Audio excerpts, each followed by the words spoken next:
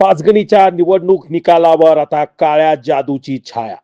या काळ्या जादूमध्येच उमेदवाराच्या नावाची चिठ्ठी त्या स्मशानभूमीच्या बाहेर टाकलेली निदर्शनास आली आहे. पाचगणी नगरपालिकेच्या निवडणुकीत आणि निकालाकडे आता धक्कादायक वळण समोर आलाय. काही उमेदवारांच्या विजयासाठी थेट काळ्या जादूचा आधार घेतल्याचं शहरभर चर्चा सुरू आहे. स्मशानातील हालचाली आणि त्याचबरोबर असणाऱ्या लिंबू, मिरची, अबीर, बुक्का अशा या सगळ्या धक्कादायक प्रकार स्मशानभूमीच्या एका ठिकाणी रस्त्यावर टाकल्याने नागरिकांमध्ये भीती आणि संताप त्या ठिकाणी बोलला जातोय. विकासाची भाषा बोलणारे उमेदवार आता काळ्या जादूच्या सावटात सापडले आहेत.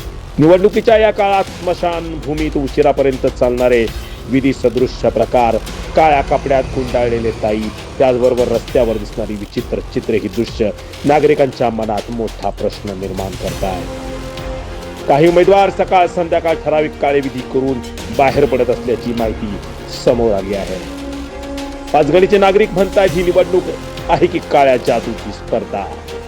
वैज्ञानिक दृष्टिकोनाचा पुरस्कार करणाऱ्या पाचगणीमध्ये ही निवडणुकीचा निकाल प्रचाराऐवजी काळ्या जादूचा खेळ आता सुरू झाल्याची भावना नागरिकांमध्ये सुरू आहे.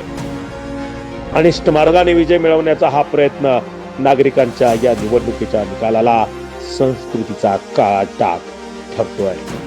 शेवटी मोठा एकच प्रश्न आहे, विजय मतांनी ठरणार, काळ्या जादूचा मार्ग दाखवणार.